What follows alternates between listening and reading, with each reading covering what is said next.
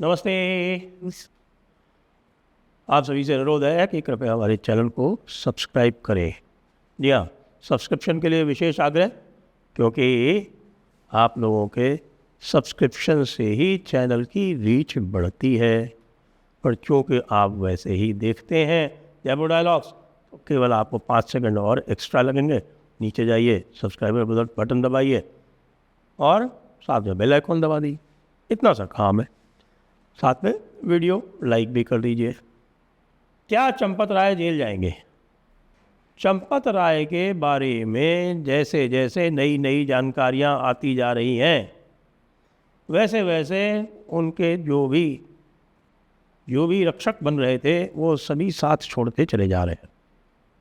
क्योंकि चंपत राय के बारे में ये कहा जा रहा था कि भाई बाकी सब ठीक है, उनके साथ कुछ गलतियां हो गई होगी, लेकिन वो स्वयं जो है वो इन्वॉल्व नहीं है। इसलिए उनका जो रोल है वो इस प्रकार से देखा जाना चाहिए कि भाई वो कोई एडमिनिस्ट्रेटर तो है नहीं, तो उन्होंने एक प्रकार से इनकॉम्पिटेंस का, अक्षमता का परिचय दिया। लेकिन जो सीसीटीवी थे वो उन्होंने ही लगवाए थे। और सबसे पहले जब पता चला तो जाके 5 जून को बताया जा रहा है कि 5 जून को उन्होंने स्वयं कुछ पुलिस वालों के साथ जाकर रेड करी थी। अविनाश शुक्ला और वो कौन से मिश्रा हैं, मिश्रा बंधु दो जो सिफारिश पे रखे गए थे अनिल मिश्रा जी की, उनके यहाँ रेड की जाके और उनके यहाँ रेड करके उनके यहाँ से पैसे रिकवर किए। और पैसे रिकवर करके उन्होंने माफ़ी मांगी तो उनको छोड़ दिया। ये भूल जाते हैं चंपत राय जी कि चंपत राय जी जो थे वो राम मंदिर के राजा नहीं थे। वहाँ के राजा राम थे।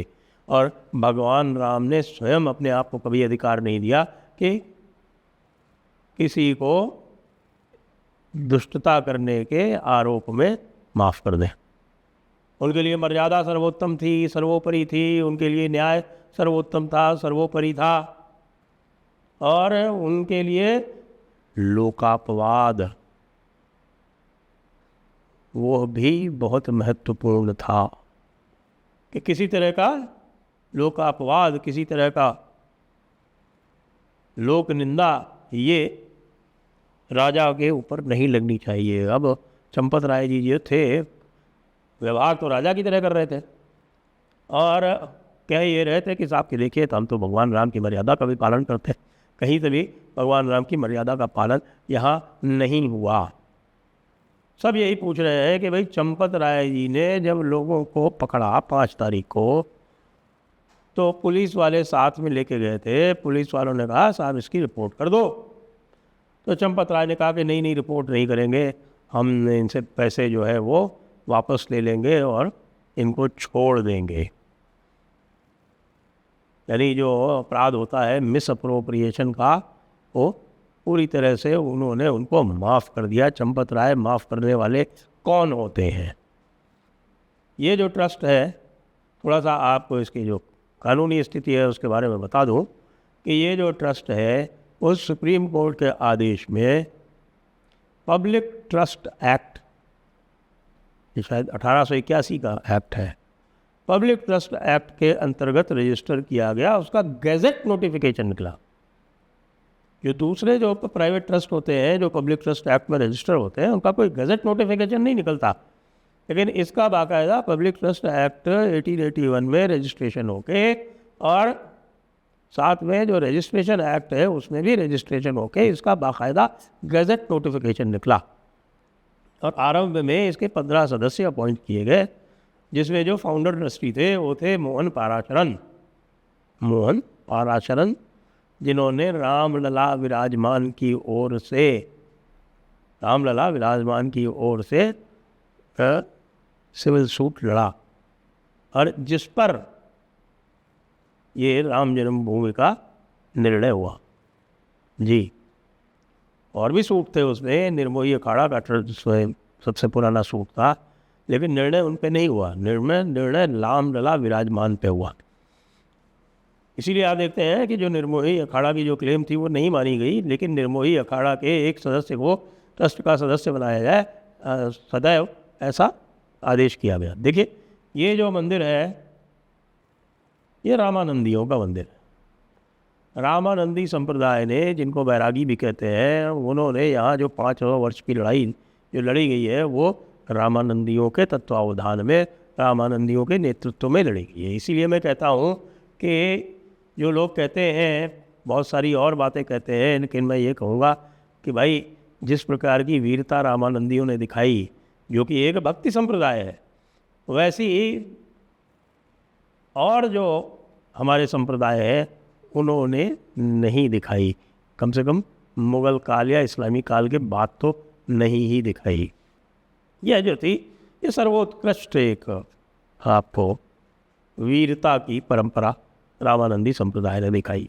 इसको डीरेल करने के बड़े प्रयास किए गए।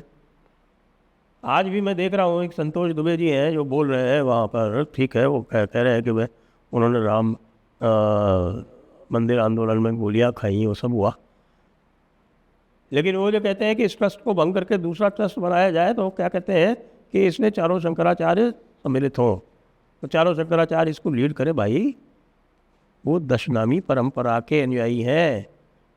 रामानंदी मंदिर तो महंत नृत्य गोपाल दास या उनकी परंपरा के लोग या निर्मोही अखाड़ा के लोग वही लीड करेंगे।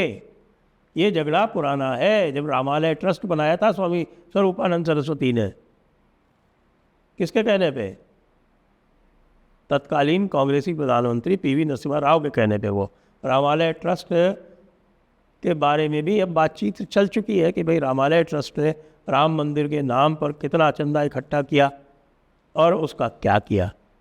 जब सुप्रीम कोर्ट के आदेश से एक मंदिर बन गया, राम जन्मभूमि मंदिर बन गया, तो रामालय ट्रस्ट जो है वो अभी तक क्यों विद्यमान है और वो अपना विलीनीकरण इस आधिकारिक ट्रस्ट में, श्री राम जन्मभूमि तीर्थ क्षेत्र ट्रस्ट में क्यों नहीं करता? ये भी प्रश्न उठ खड़ा हुआ है। अब जो लीगल स्थिति है उसमें एक पब्लिक ट्रस्ट में एक इन्होंने जो स्ट्रक्चर बनाया उसमें जनरल सेक्रेटरी बनाया। चंपत राय जो थे आरंभ में थे नहीं।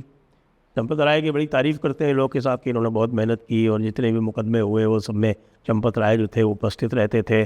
जो सिविल सूट्स हुए उसमें सब में चंपत राय थे। चंपत राय ने वकीलों को और जो भी विटनेसेस जो हैं उनको सबको इकट्ठा किया, इत्यादि इत्यादि। वो सब बात ठीक है, लेकिन चंपत राय जब जनरल सेक्रेटरी बने उसके बाद फिर चंपत राय ने क्या किया?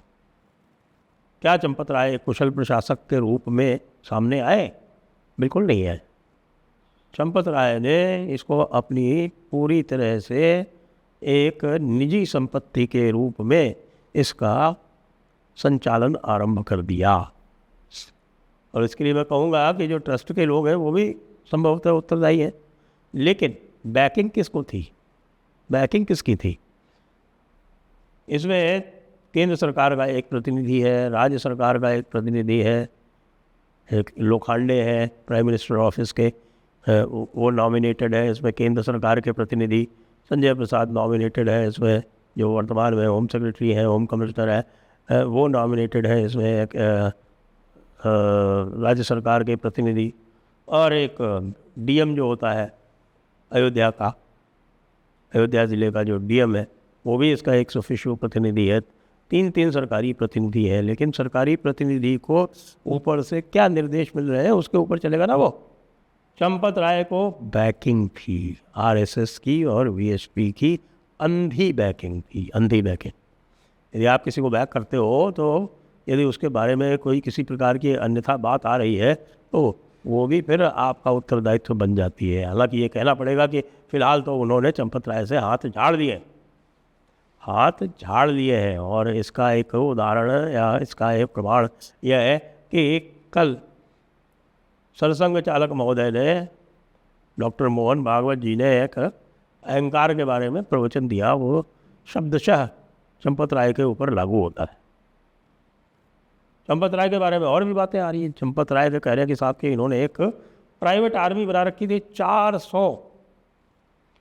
400 प्राइवेट सिक्योरिटी थी, और वो 400 प्राइवेट सिक्योरिटी किसी कंपनी को उन्होंने ठेके पे दे रखी थी। सारे ठेके जो थे वो चंपत राय जी के विवेकाधीन थे।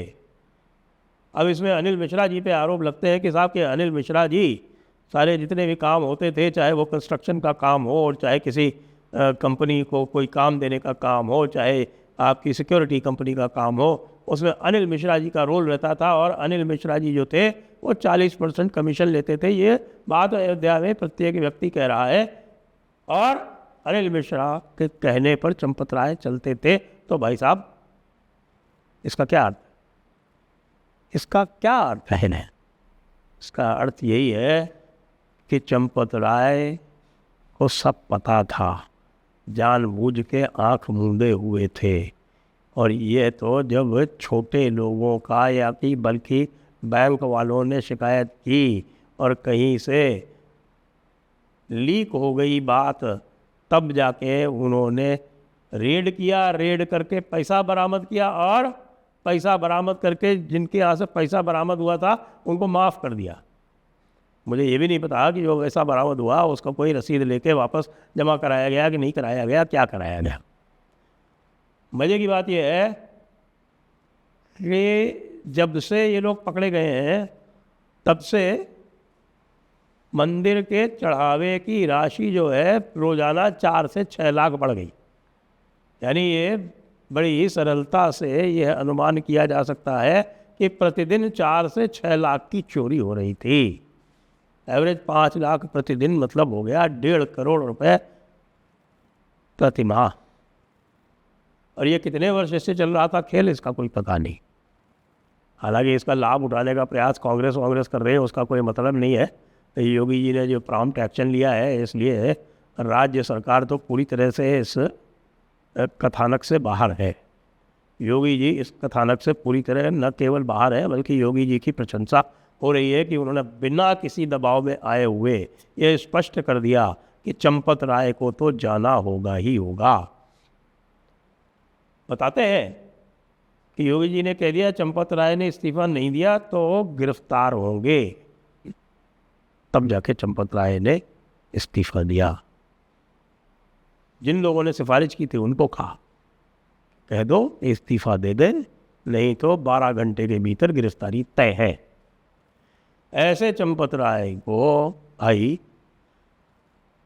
प्रायश्चित तो आरएसएस और वीएचपी को भी करना ही पड़ेगा कि क्या आपके जो सर्वोत्तम सर्वोत्कृष्ट जो लोग हैं वो इस प्रकार के हैं। चंपत राय को तो आपने सर्वोत्कृष्ट राम भक्त मानकर संस्तुति की थी। ये तो सबको पता है कि आरएसएस वीएचपी के सिफारिशों से ही लोग लगे थे। पर चंपत राय जो थे वो सारा काम सिफारिशों पर करते थे। ना उन्होंने कोई रिक्रूटमेंट प्रोसीजर बनाया, ना उन्होंने कोई फाइनेंशियल प्रोसीजर बनाया, ना उन्होंने कोई कलेक्शन प्रोसीजर बनाया, ना उन्होंने कोई टेंडर प्रोसीजर बनाया। बस जो मन में आया वो सब ठीक है। पहले भी आरोप लगे थे ज़मीनों की खरीद फरोख्त है, वो नया टाइम था, लोगों ने छोड़ दिया। लेकिन भाई आरएसएस वीएचपी को यह विचार करना पड़ेगा।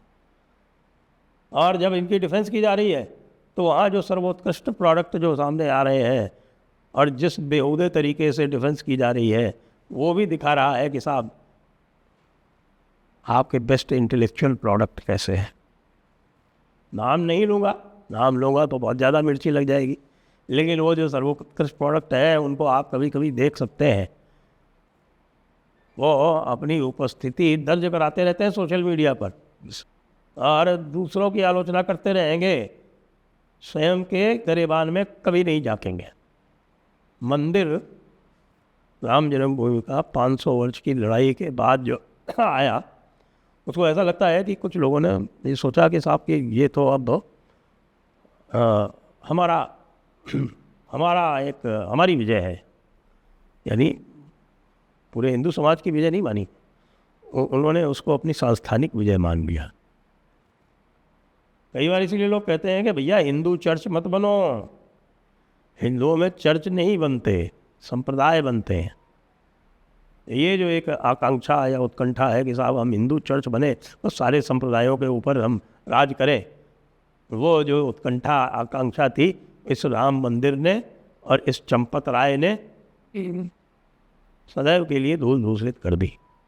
अब यहाँ पर पूरी तरह से पारदर्शी प्रणाली लागू करनी ही होगी। अब अनेकानेक उदाहरण है। योगी जी का गोरखनाथ मठ ही ले लीजिए, वहाँ की कार्य प्रणाली, क्रिया प्रणाली उससे ही सीख ले लीजिए। काशी विश्वनाथ मंदिर में क्या हुआ था? वहाँ भी एक्ट कब लाया गया था?